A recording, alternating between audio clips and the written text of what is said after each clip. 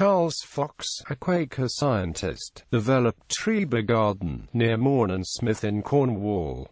He was a member of the influential Fox family of Falmouth. He was the son of Robert Fox the Elder and Elizabeth Tregelles, his wife. He was born on the 22nd of December 1797. He was the younger brother of Robert Fox F.R.S. Fox was a partner in the family shipping brokerage at Falmouth and general manager of the Perrin Iron Foundry at Perrin-y-Worthil from 1825, handing over the post to his nephew Barclay Fox around 1842. He was also active in various other family business enterprises, including copper mining and smelting in Cornwall and South Wales. The Fox family played a large part in the establishment of the Royal Cornwall Polytechnic Society at Falmouth. Charles Fox was its president in 1871–72. In 1841, in connection with the society, he founded the Lander Prizes for maps and essays on geographical districts. With Robert Hunt, Charles Fox helped to found in 1859 the Miners' Association of Cornwall and Devon. He was president of the Royal Geological Society of Cornwall in 1863–67.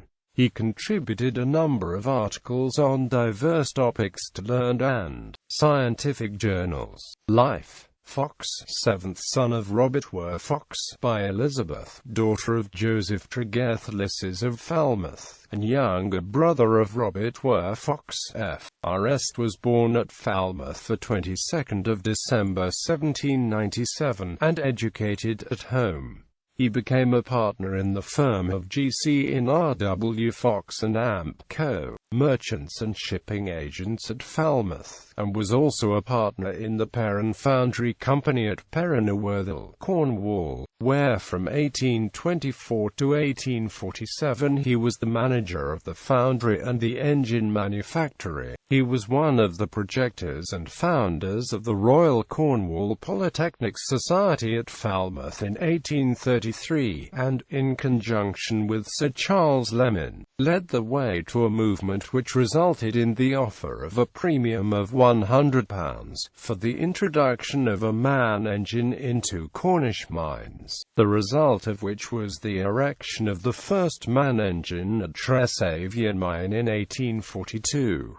This machine was a great success, and its invention has been the means of saving much unnecessary labor to the tin and copper miners in ascending and descending the mine shafts. He was president of the Polytechnic Society for 1871 and 1872, in connection with which institution he founded in 1841 the Lander Prizes for maps and essays on geographical districts. He was president of the Royal Geological Society of Cornwall from 1864 to 1867, and president of the Miners' Association of Cornwall and Devon from 1861 to 1863. He interested himself particularly in such discoveries, philological and antiquarian, as tended to throw light on Bible history, and with this object in view he visited Palestine, Egypt, and Algiers. In all branches of natural history he was deeply read, making collections and examining with the microscope the specimens illustrative of each department. On the introduction of boring machines into mines he was one of the first to recognize the use, and as early as 1867 he wrote papers on this subject. He made many communications to the three Cornish societies, as well as to the Mining Journal and Hardwick's Science Gossip. Extracts from the Spiritual Diary of John Rutte, M.D., was edited by Fox in 1840, and in 1870 he wrote a small work on the ministry of women. He was largely interested in Cornish mines throughout his life, and latterly was much impoverished by the failure of the greater number of these undertakings. For the last 25 years of his life he resided at Trebah, near Falmouth, and died the 18th of April 1878, and was buried in the Friends Cemetery at Buddock the 23rd of April. He married, the 20th of December 1825, Sarah, only daughter of William Hustler. She was born at Apple Hall, Bradford, Yorkshire, the 8th of August 1800, and died at Trebah the 19th of February 1882. Her writings were a metrical version of the Book of Job, 1852-4, poems, original and translated, 1863, Catch Who Can, or Hide and Seek, original double acrostics, 1869, and The Matterhorn Sacrifice, a poem in Macmillan's Magazine, 1865. The daughter Juliet married Edmund Backhouse, who was MP for Darlington and a wealthy banker. Another daughter died in childhood.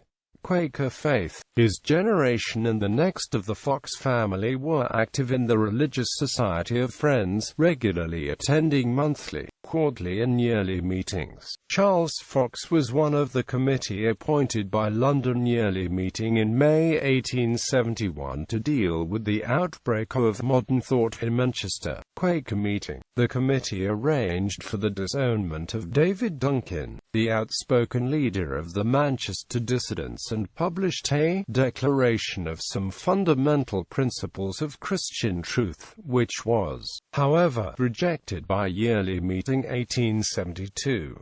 The declaration was an antecedent of the Richmond Declaration. He shared with other Quakers an interest in prison reform. To this end, he visited prisons in France, Germany and Switzerland. He was an advocate of temperance. He visited Palestine in 1855.